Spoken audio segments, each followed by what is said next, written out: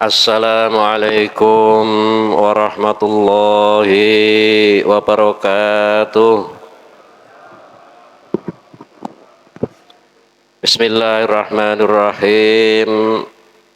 Alhamdulillahilladzi nasta'inuhu wa nastaghfiruh wa na'udzu billahi min shururi anfusina wa min sayyiati a'malina. May yahdihillahu fala mudhillalah.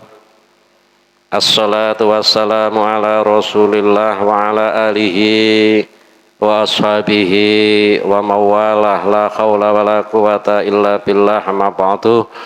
Bapak-bapak, ibu-ibu, saudara-saudara sekalian rahimakumullah, alhamdulillah wa syukurillah, kita masih diberikan nikmat oleh Allah Subhanahu wa taala, terutama berupa sehat. Karena itu sampai pada pagi hari ini kita masih mampu untuk melaksanakan kewajiban-kewajiban kita, diantaranya menunaikan sholat subuh berjamaah, dan setelah itu kita masih mau duduk sebentar dalam rangka thalabul ilmi, terutama mengkaji kandungan daripada Al-Quran. Mudah-mudahan ibadah kita diterima oleh Allah Subhanahu wa taala, dosa-dosa kita diampuni oleh Allah, dan mudah-mudahan kita termasuk orang yang husnul khotimah. Amin Allahumma amin. Kemarin kita mengkaji bahwa setelah malaikat mendapatkan kabar firman dari Allah Subhanahu wa taala, malaikat ya protes enggak ya, tetapi menjawab bahwa kenapa Allah masih membuat atau menciptakan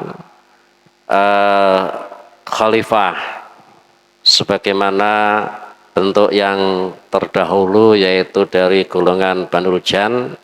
Namun setelah dikasih tahu oleh Allah Subhanahu wa taala bahwa Allah ini lebih tahu daripada para malaikat, maka malaikat kemudian menjawab, Maha suci panjenengan Gusti, Maha suci zat yang tahu, lebih tahu daripada kami. Maka kemudian Allah memerintahkan kepada malaikat dan iblis ketika itu untuk bersujud atau menghormat kepada Nabi Adam. Wa idh qulna lil malaikati isjudu li Adama fasajadu illa iblis aba wastakbara wa kana minal kafirin.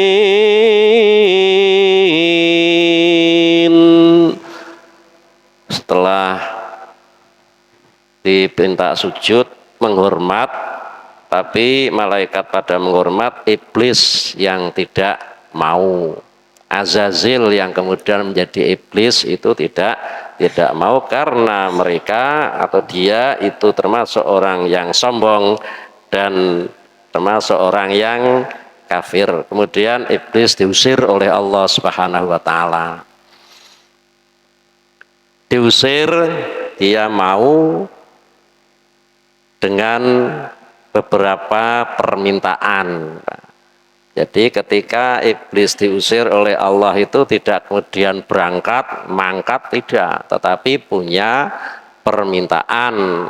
Yang pertama, antara lain permintaan itu adalah bahwa iblis minta supaya diberikan hak untuk menggoda manusia, untuk menggoda anak turun daripada Nabi Adam alaihi salam. Dijawab Allah, boleh, tetapi yang bisa digoda. Yang tidak bisa jangan dipaksa. Maka iblis, setan itu tidak berhak memaksa kita, tapi merayu dengan sehebat mungkin. Itu dijawab oleh Allah semacam itu. Kemudian yang kedua, ini minta supaya iblis dan anak cucunya tidak bisa dilihat oleh Adam, oleh Nabi Adam dan anak cucunya. Kemudian diijabah oleh Allah, kita tidak bisa melihat iblis dan anak turunnya, setan dan jin, semacam yang jin yang mungkar itu. Kemudian yang ketiga, minta bahwa pasar ini dijadikan masjid oleh iblis dan anak cucunya. Maka Kanjeng Nabi ngendikan sejelek-jeleknya tempat adalah pasar dan sebagus-bagusnya tempat adalah masjid. Kok begitu? Iya.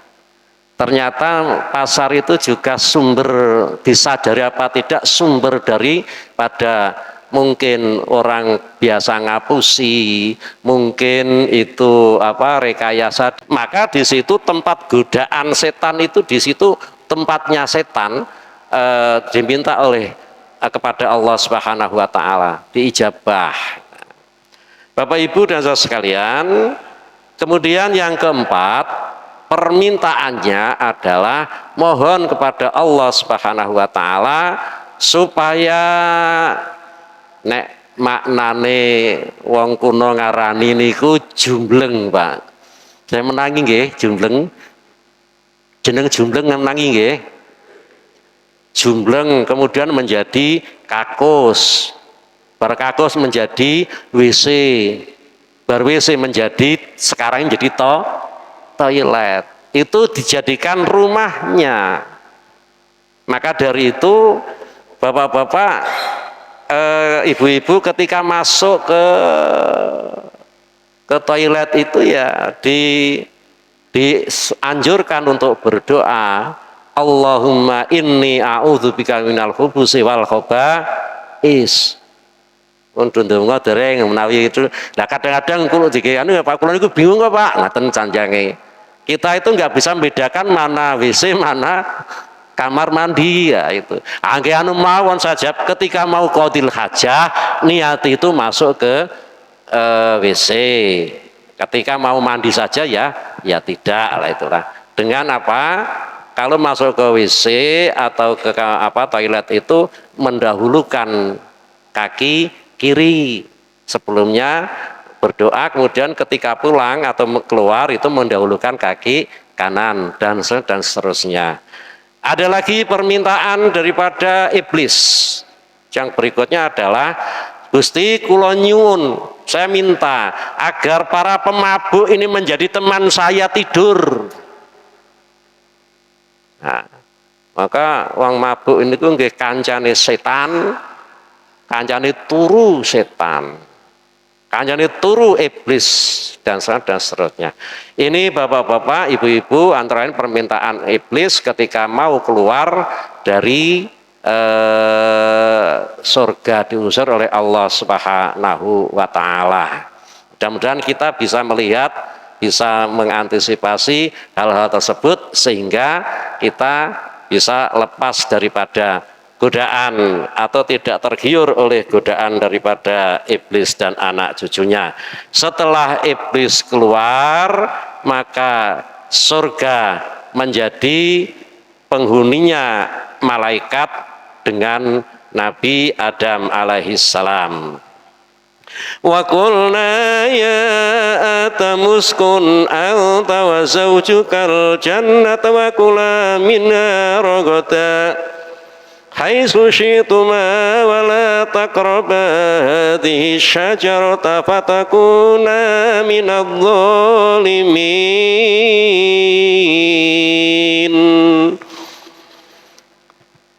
Wa qulna lan dawuh ingsun, firman ingsun Allah Subhanahu wa taala, ya Adam uskun anta wa zawjukal jannata. Wahai Adam, kamu dan istrimu bertempat tinggallah di surga, wa kula minha ragadan haitsu syi'tuma, makan sakarepmu makan sak pilihamu sesuai dengan kehendakmu.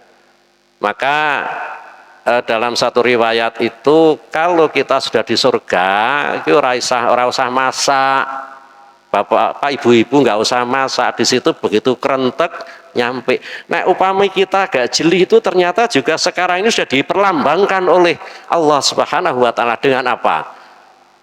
Dengan belanja online, pesan datang sendiri. Tapi hati-hati bapak-bapak, ibu-ibu, kalau pesan online itu bisa-bisa akadnya itu haram.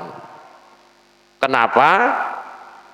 Akad tidak langsung dan hanya diberi gambar, banyak itu yang terkecoh. Ada ya kira-kira apa itu tempat ngetik apa jenenge Pak, tempat ngetik itu laptop itu digambari gede gitu, tetapi ketika belanja, ketika sampai di transaksi kemudian sampai di rumah sepelanggan kecil banget. Nah kalau yang semacam ini akad tijarah, akad jual beli ini tidak sah Pak. Maka ketika belanja online ya hati-hati. Intinya perdagangan perjual beli itu adalah masing-masing tidak dirugikan. Prinsip itu baru sah. Tapi kalau masing-masing ada yang dirugikan ya tidak sah. Itu kemudian maka dalam akad jual beli itu ada namanya masa tenggang tiga hari lah kira-kira semacam itu. Baik, kembali ke tadi bahwa penduduk surga ketika itu hanya malaikat dengan Nabi Adam dan Ibu Hawa. Hanya satu syaratnya dari Allah Subhanahu wa Ta'ala kepada Nabi Adam dan Ibu Hawa. Apa itu? Wala taqraba hadhihi syajarata. Jangan sekali-kali kamu berdua ini mendekati ora entuk. Hadhihi syajarah, ini apa namanya tumbuh-tumbuhan, yaitu tumbuh-tumbuhan kholdi yang kemudian suatu saat nanti dari itulah iblis menggoda. Kenapa? Kalau sampai mendekat maka fatakuna minadh-dhalimin. Kamu berdua ini termasuk orang yang apa namanya aniaya, termasuk yang dolim. Nah itu bapak-bapak dan ibu sekalian, pesan-pesan Allah semacam itu sepanjang Nabi Adam tidak melanggarnya maka akan lestari di surga. Tapi singkat kata, fazallahu masyaitanu anha wa akhrajahuma mimma kana fi wa qulna bitu ba'dukum li ba'din atu wa lakum fil ardi mustaqarru wa mata'un ila hin. Ketika digoda oleh setan itu kemudian Nabi Adam berikut Ibu Hawa terpikat. Kemudian disitulah kemudian apa namanya berdua memakan buah kholdi, dan akibat daripada makan buah kholdi itu maka semua pakaian keduanya itu lepas, hilang, jadi menjadi telanjang. Oleh karena itu Bapak Ibu sekalian, dengan telanjang itu akan konangan, maka ketika itu diusir juga langsung oleh Allah Subhanahu wa Ta'ala, diturunkan di bumi ini. Nah, ketika turun di bumi itu ya apa badannya gosong gitu kan, sama dengan kalau kita melihat itu ada benda meteor masuk ke atmosfer itu kan gosong. Nah setelah sekian lama gosong maka diperintah oleh Allah Subhanahu wa Ta'ala untuk menjalankan puasa. Nabi Adam berikut itu kemudian pada tanggal 13 bulan Komariah, itu nggak ada bulan apa, tapi Komariah saja. Setelah yang pertama ini selesai, maka sepertiga daripada badan Nabi Adam ini kembali seperti semula, ya putih lah gambarnya ngomong gitu. Kemudian pada tanggal 14 2/3 itu kembali putih. paras. Dan yang terakhir tanggal 15, maka kemudian pulih semuanya. Yang kemudian hari itu kita sekarang dianjurkan oleh Kanjeng Nabi untuk melakukan puasa Ayyamul Bid. Ayyamul Bid itu artinya hari-hari putih, itu sejarahnya. Maka setiap bulan andai kata kita mau, dan itu bagus untuk berpuasa Ayyamul Bid tanggal 13, 14, 15 Komariah. Mudah-mudahan yang kita kaji ini memberikan inspirasi buat kita sekalian bahwa ternyata proses di dunia ini artinya melalui proses, melalui upaya, tidak mak bedunduk mlebu swarga, tidak mak bedunduk wareg, tidak mak bedunduk gede, tetapi melalui proses yang demikian panjang. Mudah-mudahan kita sekalian mendapatkan selalu rahmat dari Allah Subhanahu wa taala minat dunya hatal akhirah. Amin Allahumma amin. Rabbana atina fid dunya hasanah wa fil akhirati hasanah wa qina adzabannar. Walhamdulillahirabbil alamin. Assalamualaikum warahmatullahi wabarakatuh. Allahumma salli ala Muhammad ya Rabbi salli alaihi wasallim. Allahumma salli ala Muhammad ya Rabbi salli alaihi wasallim. Allahumma salli ala Muhammad ya Rabbi sholli alaihi wasallim. Taqabbalallahu minna wa minkum. Taqabbal ya karim.